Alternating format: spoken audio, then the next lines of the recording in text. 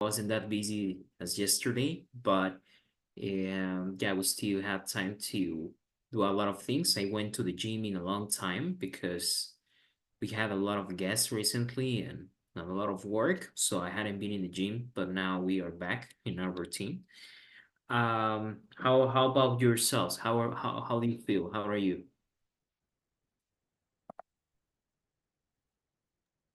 I'm feeling great today. Tonight. Okay, very well. So nice to hear that. We're going to start. Remember that today we're going to continue talking about food. And there's first like some interesting information maybe you didn't know about food, some curiosities that I would like to share with you. So, 1 second when we start. Also, we are recording, by the way. Unit 3. 1 second. Unit 3. School in the Cloud. Page 30. Culture. An article about a new way of learning. Exercise. Unit 4. What's cooking? Page 33. Vocabulary. Cooking verbs. Exercise 2. Unit 4. Dangerous foods. Page 34. Reading. An article about dangerous foods. Okay, Exercise got 2. it. So let's listen to Read it. and You listen can to tell the me which of article. these you already What knew. bad things are mentioned about the foods? Unit 4. Dangerous Foods. Page 34. Reading. An article about dangerous foods. Exercise 2. Read and listen to the article. What bad things are mentioned about the foods? What good thing is mentioned about one of the foods? Food for thought. What do you want to know about food? Ask our experts. Why does chopping onions make you cry? Are they dangerous? A poisonous gas comes out of an onion when you cut or fry it. If the gas gets into your eyes, your body makes tears to wash it out. So the next time you chop an onion, do it under running water. When you cut an onion under running water, the gas won't get into your eyes. I heard fugu is poisonous. Can people eat it? Fugu is the world's most poisonous fish, but you can eat it. It's a very expensive fish, and it's popular in Japan. The fish has some very poisonous parts, but you can eat the rest of it. Specially trained fugu chefs learn how to slice the fish very carefully to get rid of the poisonous parts.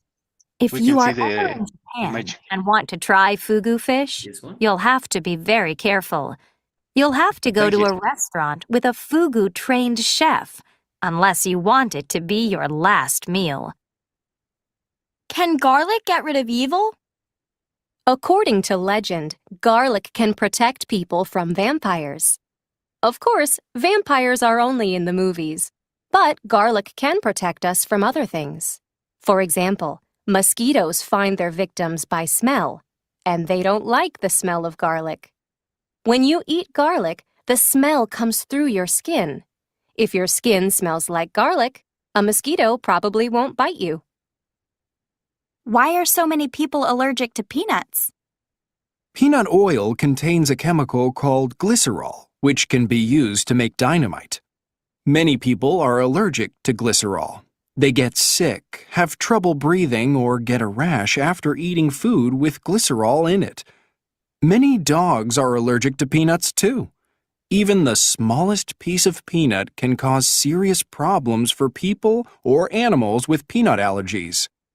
You'll need to get to a hospital immediately if you have an allergic reaction to a peanut. All right. Unit 4. Unusual Foods. Page 30. Very well. So, do you know any of these things about the food? Well, I think we all know that when we chop onion, it makes you cry, but I think that we don't Well, at least, it was caused by a gas. I mean, I knew for some time, but um, yeah, so it's a gas that comes from the onion, right? And some of the things people do, at first they say you need to chop the onion in a certain way so it doesn't produce this gas that quickly. So usually you just have to follow the patterns that you see on the onion, right? You need to chop it in this way and don't cut the root, right, of the onion.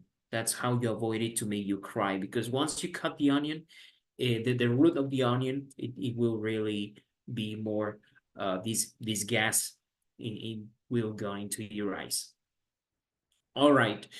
So, the thing about garlic, it has many benefits. Some people even eat it raw because they say it has some even aphrodisiac benefits to eat the raw garlic, or they say it's really good for you. But of course, I think you would need to be really brave to eat raw garlic this way. But this says mosquitoes don't like garlic. Well, and also people. So if you want to keep some people at bay, if you want to keep some people away, you can eat garlic too, right? Not only mosquitoes.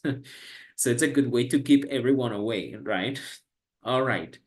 So it's funny that it says that mosquitoes don't like garlic. Like, hell, who likes the smell of garlic? Unless you are cooking, and it smells good, right? When you're cooking the food, but not like on yourself, on your clothes, on your mouth, right? It's not pleasant anymore.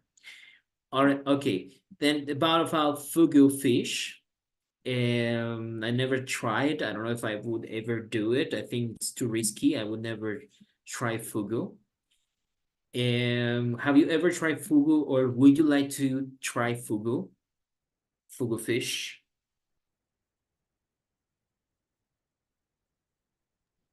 I would like to try it. Okay. All right. You will need to be Yeah, me too. Yeah, it would need to be very. I mean, if they make a mistake, you can die, right? Okay. How about peanuts? You know that peanuts, did you know that peanuts has the same uh, chemical, this glycerol? Do you know that it's used in dynamite? I didn't know that. It sounds explosive, right? But that's why it can cause these allergies. Okay, so these are some curiosities about food that you all know. Now, there are some vocabulary that I wanted to share with you related talking about food. I will show you here. Okay, so this vocabulary, you would say in English, maybe you already know the apple. When you say the apple of my eye, you're the apple of my eye. In English, when you say you are the apple of my eye, it's a very precious person to you, right? You can say you are the apple of my eye. Okay, so this is one idiom that we use with food. The other one is to have a bun in the oven. What do you think it means if someone tells you, I have a bun in the oven? What do you think it means?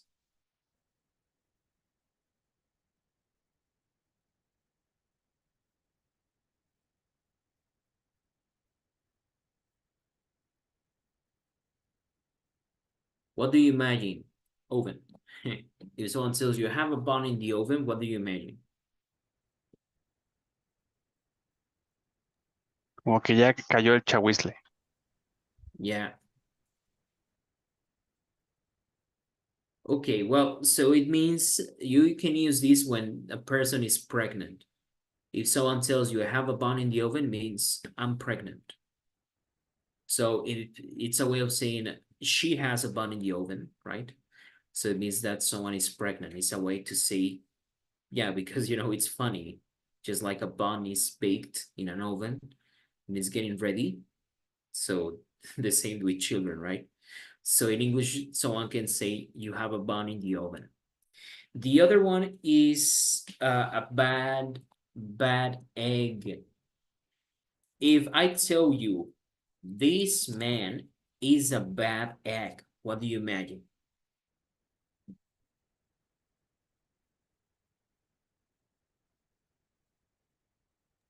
Like he's the black sheep. Yes, so the bad egg is an despicable person, someone you don't want to hang around with, a person maybe because they are criminals, maybe because they are bad behaved. So in English, you can say that that person is a bad egg, right? That's in one expression. It's very common. The other one is big cheese. Okay, now I'll tell you. This man is the big cheese. So if I tell you this person is the big cheese, well, so it means like it's an important person, an important client, an important VIP person. So the big cheese is usually a very important person because maybe it's an important client who will buy a lot for your company, right? So that's the meaning of big cheese. Yeah, that's how you call it. It's a funny way of obviously. I don't think people would like to be called big cheese, but you can use it with you're like talking about others with obviously it's not professional or anything, but it's just a common expression to say someone is important, so that someone is the big cheese. Then we have bread and butter. So when you talk about bread and butter, you are saying that someone is you're saying that someone is well, not about someone, but someone is talking about specific things, you know. So bread and butter is like going to the main point of something. Yeah. So you want to tell someone, yeah, just tell me the main point, tell me the main idea. So in English you can say bread and butter, right? Tell me the bread and butter. Tell me the most important. Don't give me details. Teacher, Yeah. excuse me, but I heard another expression say like, let's go to the point, like, let's cut the chase. Yeah, good. Let's go to chase. That's another one. Exactly. Okay. I just want to make sure. Mm-hmm. Yeah. Yeah, in English you can also say like this. So mm, just we're talking about food, but the bread and butter is like let's cut to chase. Yes, that's how you can say in English. So just tell me the real thing, you know, the main thing, not details. All right. The other one is if someone, this one I think is easier. It's you say this is solved like hotcakes. So what does that mean? Is it being solved or not being solved? This is solved like hotcakes. What do you imagine?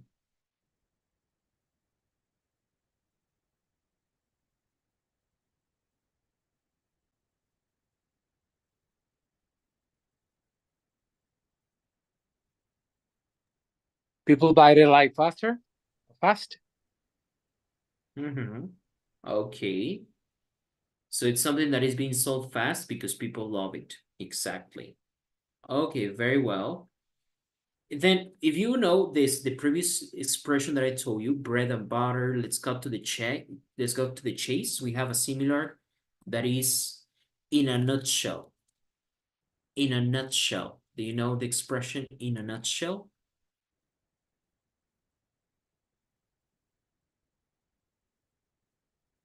It's like saying simplifying, like, I don't know, maybe you're saying smoking is not it's not good for you. You can develop many diseases. I don't know, you live less.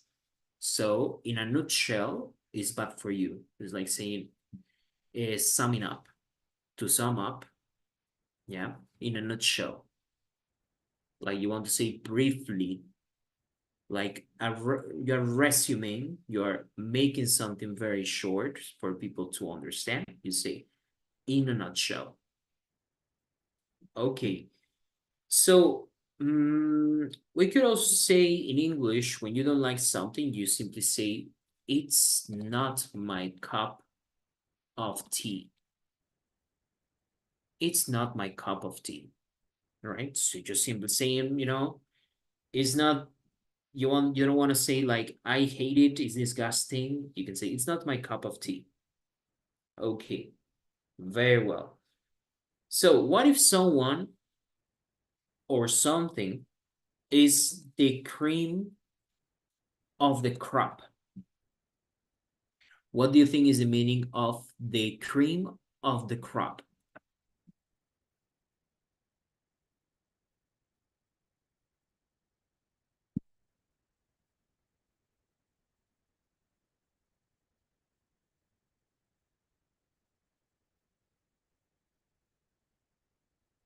What do you imagine, guys? The cream of the crop. Any idea? Would be the best.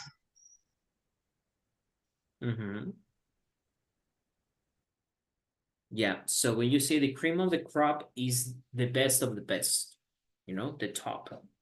Exactly. So when you want to say that something is top quality, you could call it the cream of the crop. Okay.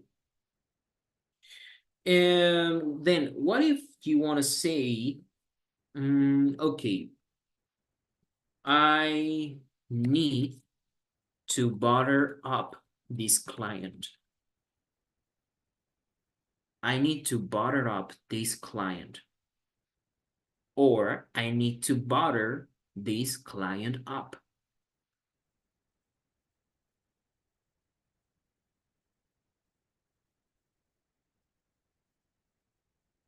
What is butter up? What do you imagine? So this client is the big cheese.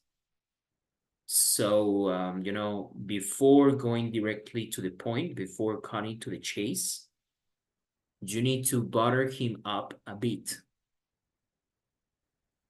Maybe you will take him to a special dinner.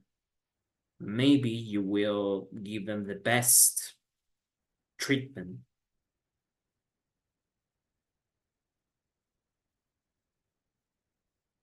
You maybe will give compliments, make them feel very Como ser barbero. Yeah, so it's like how to say, giving someone an specific treating them so well, for usually for not for free, like you have a specific reasons. Maybe it's because this client is the big cheese, maybe because I don't know, you just usually when you have bad news for a person, when you did something wrong, maybe you would like to butter up the person so that they're not that mad at you, right? That is butter up.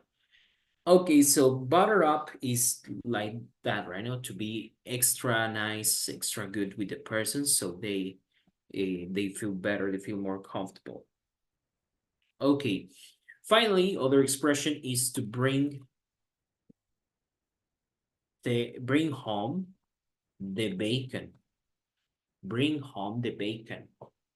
Bring home the bacon. What do you imagine when someone says, tomorrow I need to wake up early because I need to go to work and bring home the bacon? What do you imagine with this expression? Perseguir la chuleta. Okay, yeah. So that means you had to work to get money. Yes, you have to go to work, yeah, to get the money, to get enough to for you and your family to eat. So we say, I need to work. I need to bring home the bacon.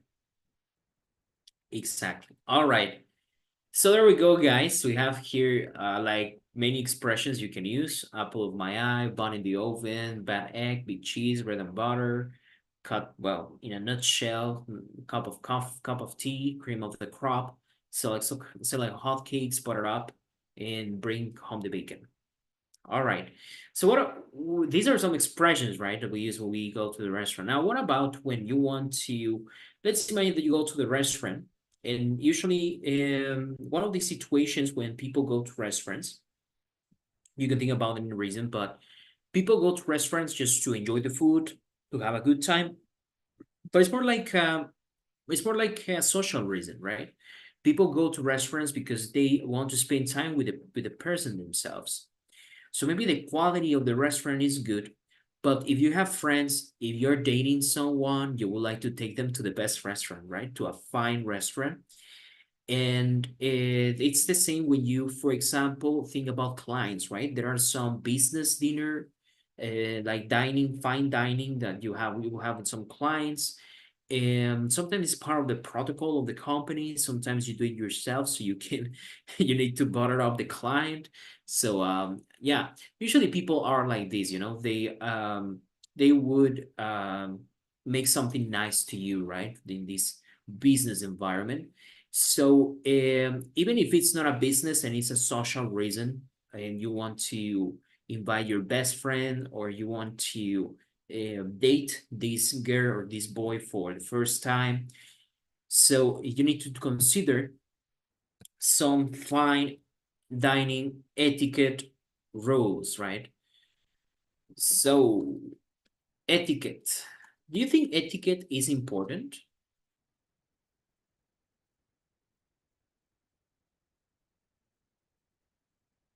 Do you think etiquette rules are important? Yes, of course, teacher. It's gonna depend the people you are meeting, what kind of people you are meeting, and the um, the close you are from these people and all that. But it's really important because the first time you meet a people, a person, this one know how to have a good behavior in this type of places. I think that's a good thing because I think in myself that's show you respect. Like, Mhm. okay, if you don't know me, uh, we are not confident, and you add like you are supposed to add in a place like this. You know, for me, you're showing me respect. Yeah. Nowadays, when we are more confident, more closer, like friends and all that, okay, perfect. We can cut could some of them, maybe, but in the beginning is really important, I think. Yes, that's true. So, these are the good manners and etiquette rules, which I think good manners is taking the is like essential to have good manners. It doesn't matter if you know the person for a long time, but the etiquette rules, like you said, like Saul said, the etiquette rules are made for when you know the person for the first time and causing a very good impression. Also, it means that you care about the other person, right? Because, well, you show these fine etiquette rules and least, but I mean, last but not least important, you also show the kind of person you are, right? This is kind of showing yourself, right? Your And like an reputation. educated person, right? Yeah. So what are some etiquette rules that you know for dining? Do you know any? Don't put your elbows on the table. Yeah. Yeah, no hands, no arms on the table. I think yeah. Yeah, that's what I've always heard. Okay. There are some of them, and I there is a YouTube channel. I will send it to you that is called something like Gentleman or something. It's made for men, but I believe there's also for women, and they show you how a gentleman behaves in all the situations. I love it because they show you, for example, etiquette rules for dressing up. For example, they give you recommendations to how to wear a suit or a woman. I don't know. They have really good recommendations. I will send it to you. It's and they talk about this topic, you know. They talk about some etiquette rules for fine dining, And they have these examples, but they also talk about maybe social interaction. For example, don't interrupt the other person, or your posture when you are talking to other person. It's really interesting because they make it like a lifestyle. It's fun. But and what are some of these etiquette rules from I could grasp from these videos? And I think that you already know too. And I myself, I try to practice it, even if it's at home and I invite some friends, I always try to show the best etiquette rules. And one of these etiquette rules is to leave one bite left on your plate.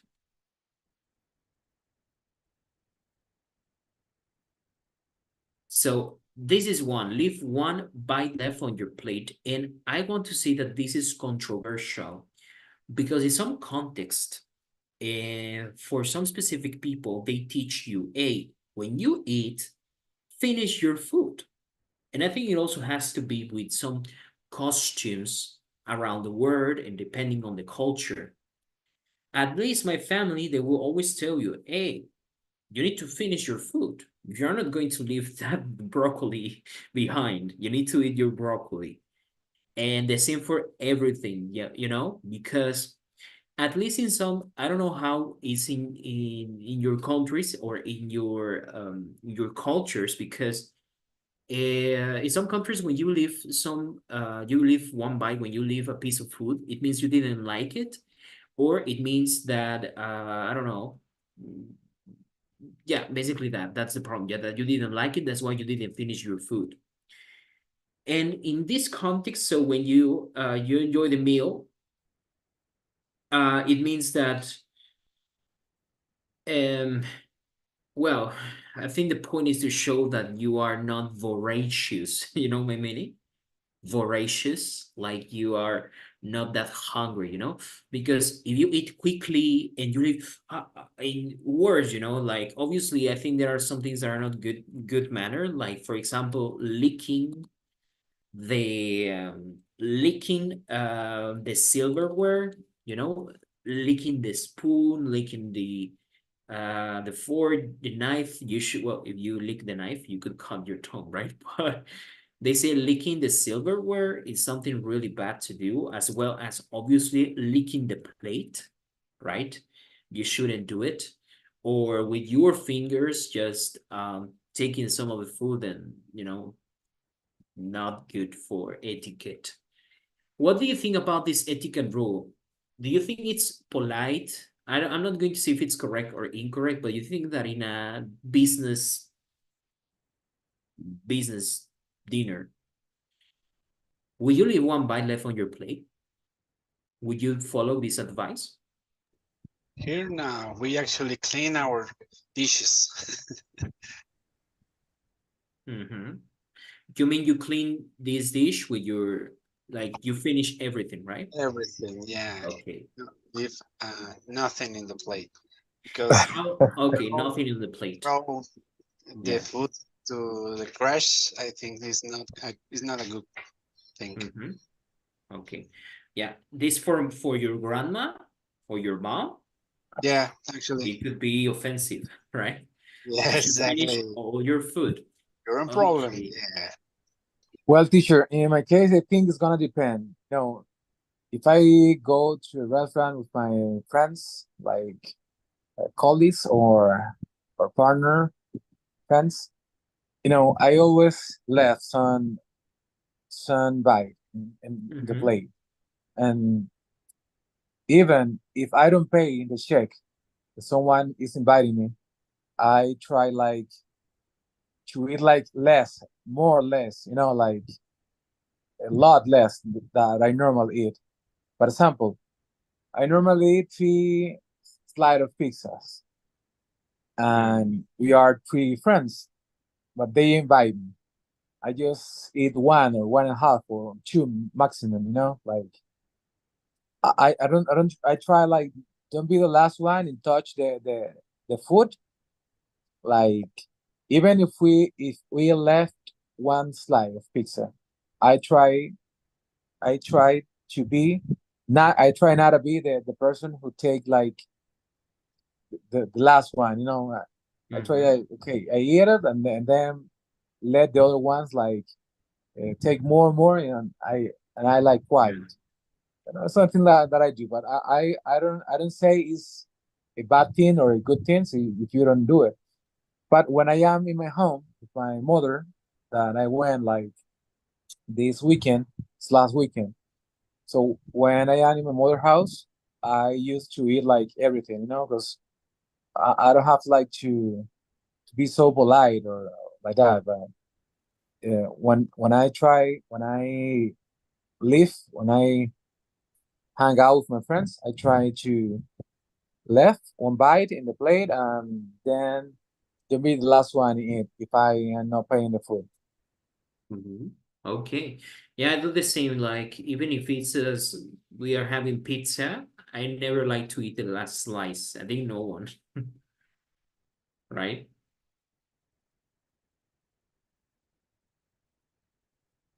Mm-hmm. That's the thing. What do you think, Jay? Would you leave one bite left on your plate? Or you think it's not correct? For me, it's not well. I can say that it can depends because it's gonna be based on the person. But like considering this morning, I was eating something like a brunch with the high value people in the company, with the director or manager.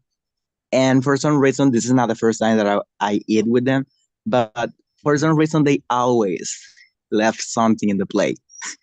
Always.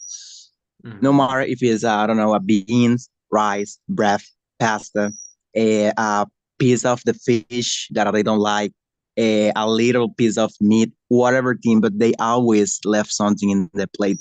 And I said, like, man, finish your food.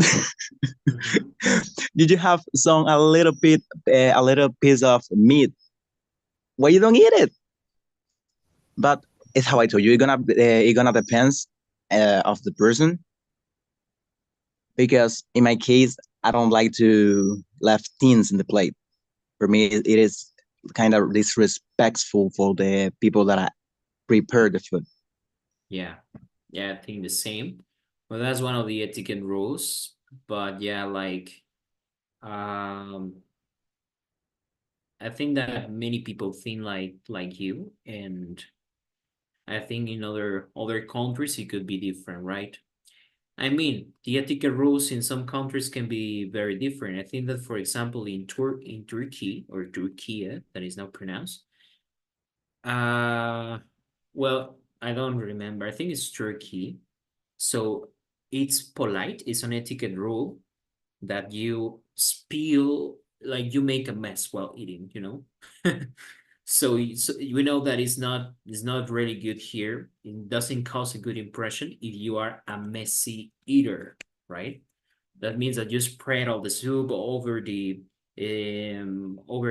table mat, that you make your clothes dirty, right? It's not a good impression. But in this country, it's good because it means that you were so hungry and you love so much the food that you made everything dirty and you spread all, like you made some mess, you know?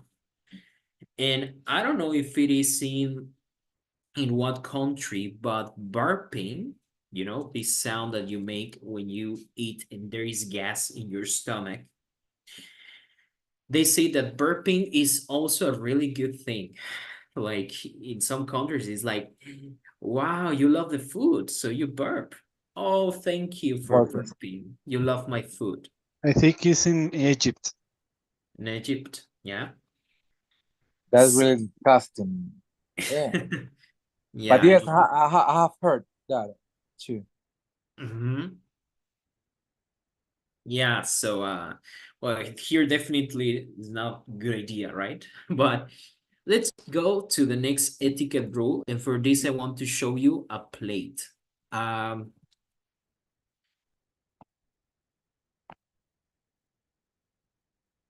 all right, so your plate looks like this. So let's imagine that here it depends how you receive your food, but let's imagine that you have you're eating chicken, for example. So chicken will usually be here in the middle, and obviously you will have some sides like rice or pasta, I don't know. So you have here your chicken, right? So according to this, the plate sections are meant for different things, you know? For example, the upper left side of your plate is for the bones. For example, your chicken, you eat the chicken, you leave the bones here, unless they give you a plate specifically for that. Or maybe you're eating fish, so the bones, you will also put them here. Or sometimes there are some fruits that have seeds that you can't eat or swallow. So you will leave them here in the upper side, upper left side of your plate. Then you would use the bottom right, this one, the bottom right side. So here it's for all the waste. And here you would use it for sauces. I don't know, for example, a garlic cream or ketchup. You would spread them here on your plate. Okay. That's one etiquette rule. I don't know if you had ever heard of it or if you follow it, but yeah, so it's preferable to do it here, you know. And all right, so that's another other advice, right? We can follow, like it's an etiquette rule. Then the other one, other recommendation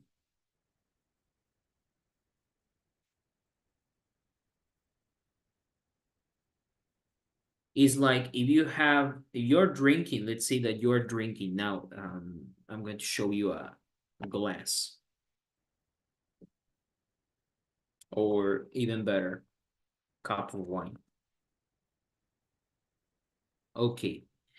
So in this case, when you're drinking wine, the recommendation is, so sometimes in our mouth we have we have fat, we have food in our lips, right?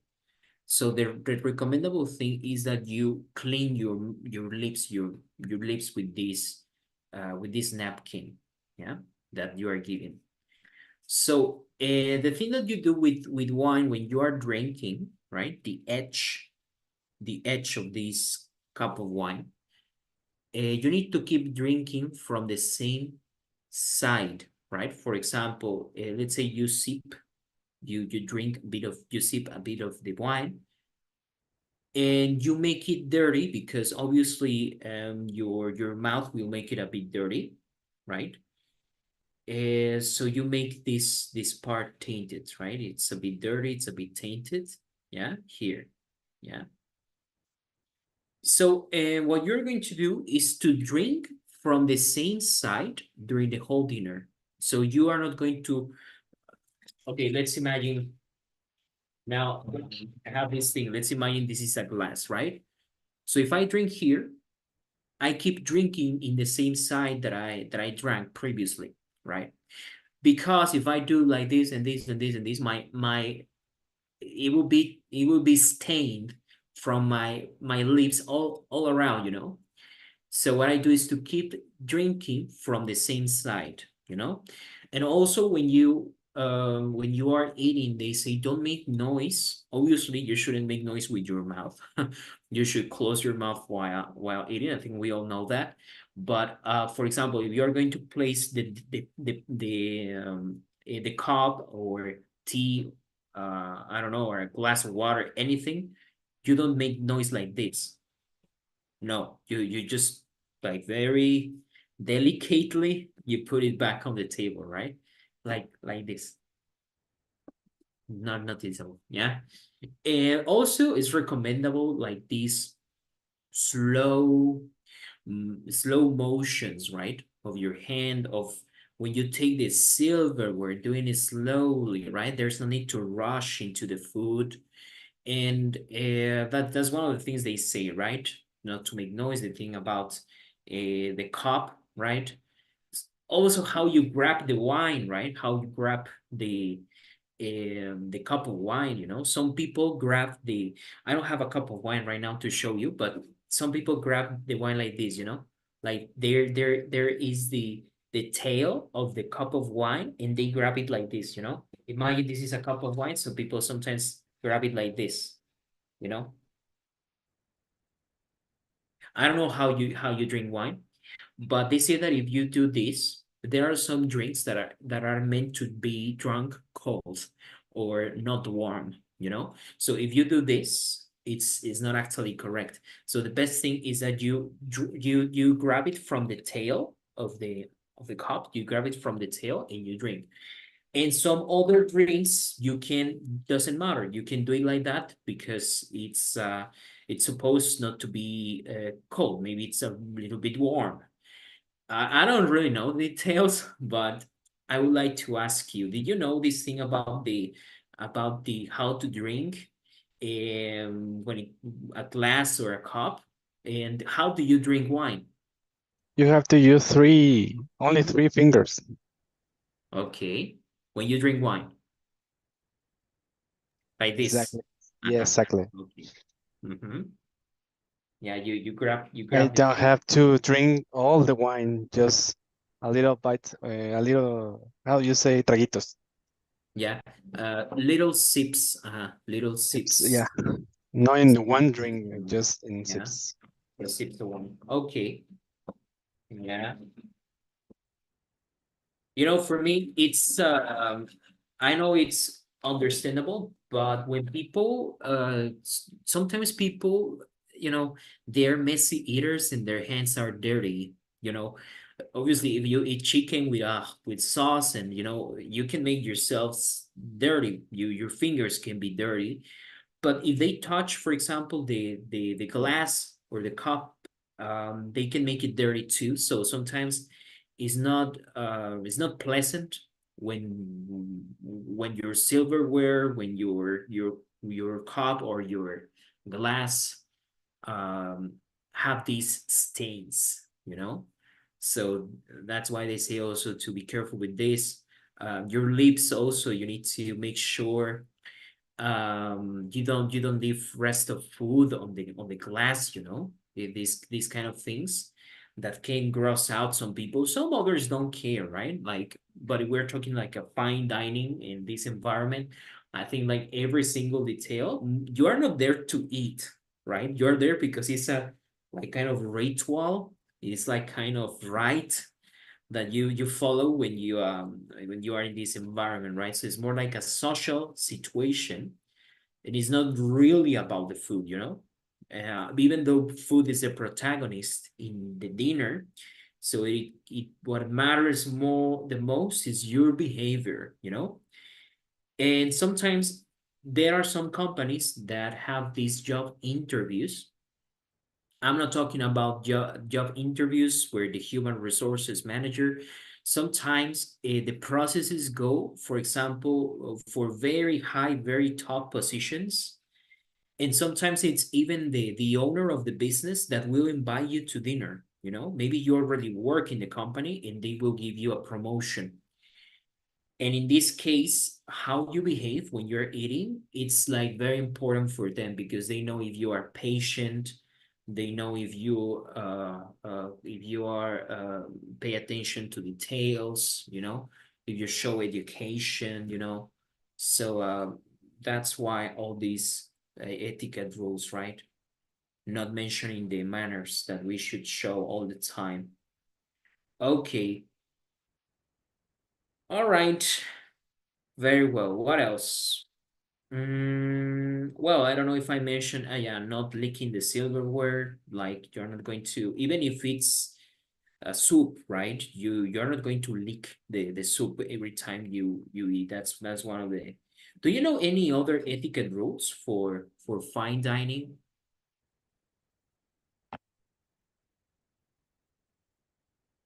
Other ones that you have heard or that you have practiced in these situations?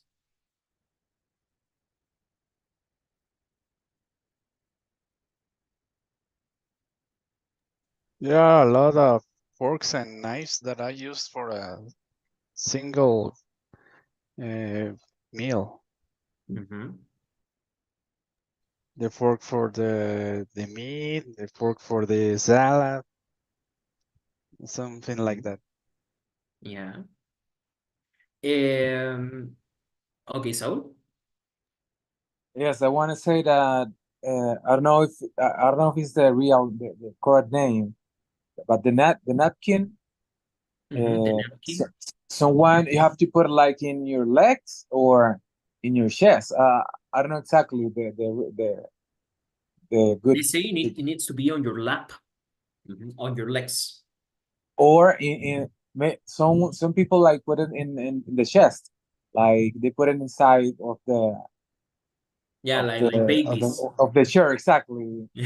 I have saw that too. I don't know exactly what is the right way, or if it depends on some specific situation, but I have saw that, and I have that doubt about that. hmm Yeah, I've heard you need to put the napkin on your lap. Yeah, and what else? I think I've heard even that your silverware should never point at anyone.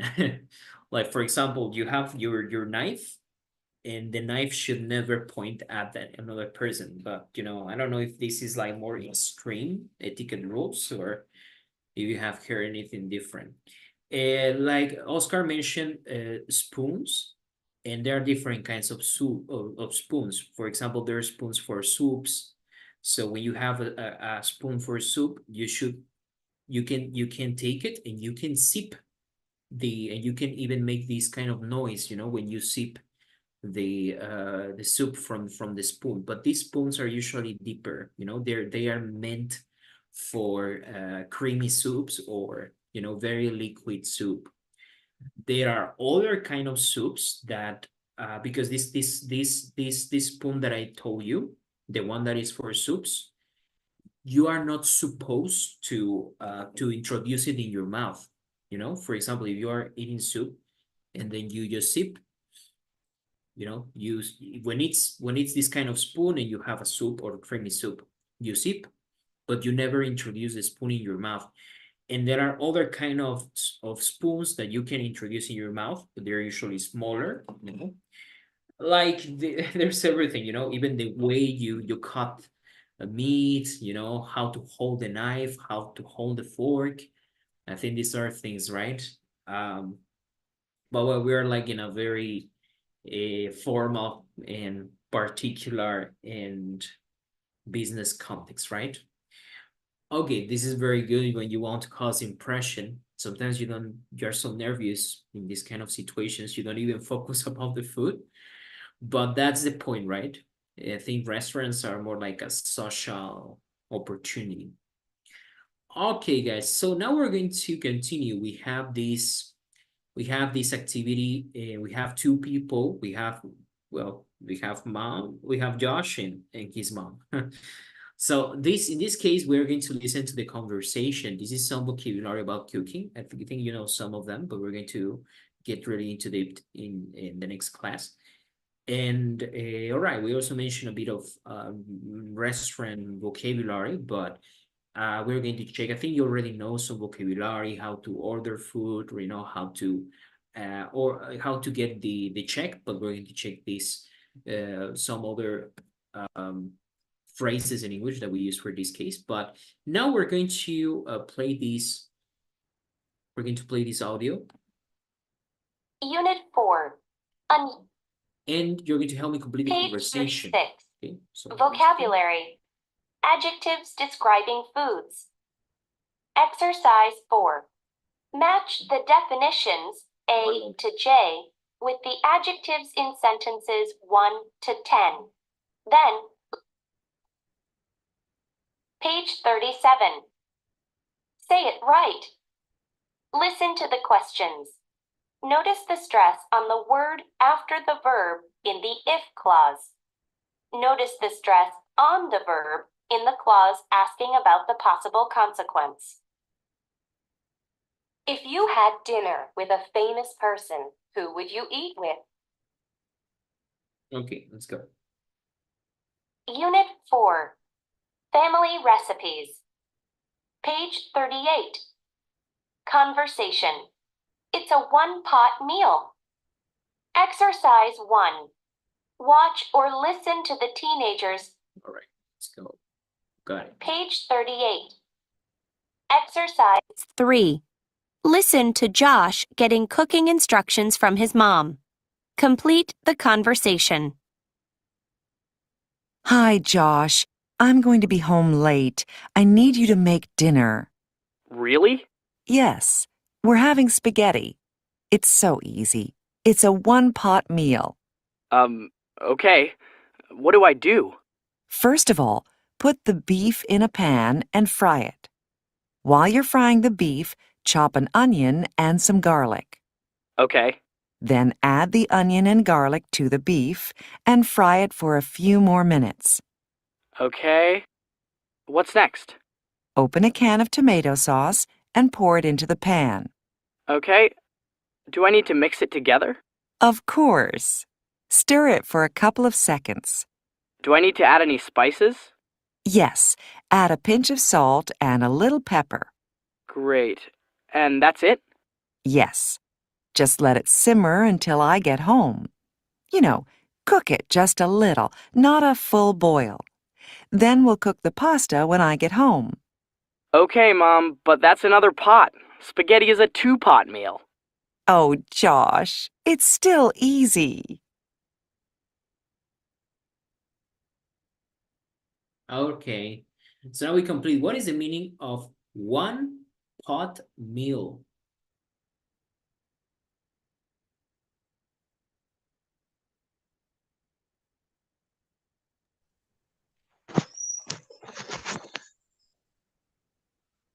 I don't know that this is gonna be something that you go to cook in just one pot. Yeah, so usually when you cook, you can use different pots or a saucepan, right? When it says one pot meal, it's like an easy meal because you cook everything just in one pot or in one saucepan. So the expression it's one pot meal, right? So who would like to be the mom? Who would like to read mom? Who would like to read for Josh? I could be the mom. Okay. And who could be Josh? Yes. Okay, go ahead. Okay. Hi, Judge. I'm going to be home late. I need you made the dinner. Really? Yes, we're having spaghetti. It is so easy. It's a one pot meal. Okay. What do I do? First of all, put the beef in a pan and then fry it. While you're frying it, oh, sorry, while you're frying the beef, chop an onion and some garlic. Okay. Okay, let me see here. Then add the onion and garlic to the beef and fry it. Oh my God, you're tapping. Thank you. Then add the onion and garlic into the beef and fry it for a few more minutes. Exactly. Okay. What's next? Open a can of tomato sauce and shall I answer this one? Yeah. Okay. And pour it into the pan. Yeah. Pour Okay. it into. Do I need to mix it together? Of course. I think here when we have of the answer of this one is stir it for a couple of seconds.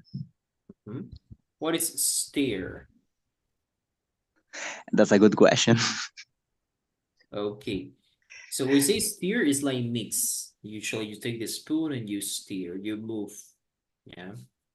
Stir. Okay. Okay. Do I need to add any spices? Yeah. Add a pinch of, I think, if you scroll up, Yeah. a pinch. Pinch of. Okay. Add pinch of salt and little pepper. Great. And that's it? Yes, just if you scroll up, Uh-huh. Let it simmer. let it simmer. Okay. Let it simmer. You know what Let simmer it. is? Mm-mm. No? Okay, let it simmer is like boil. But why don't we say boil? Because simmer means boiling at a very low fire. Yeah, in English, you have one word to say boil with low fire. It's Okay. important with pasta because if you don't simmer pasta, you will get not pasta, but you will get a kind of dog that it's chewy, it's weird, right? Yeah. So You get you want chorrito. pasta al dente. Okay, very Okay. well. So So that is simmered when you boil, but with very low fire. Okay. Even they say that when you boil, you first boil the water, and when the water is really boiling, so at that moment you just turn off the fire and you throw the pasta and you just let it cook. They say you don't need to keep it cooking, you know. But yeah, usually people just simmer. That's okay. All right. Very well. So we're going to continue with this and more vocabulary in the next class. So thank you so much for joining, guys. For me, it's time to say bye. So take Thank care. you. See you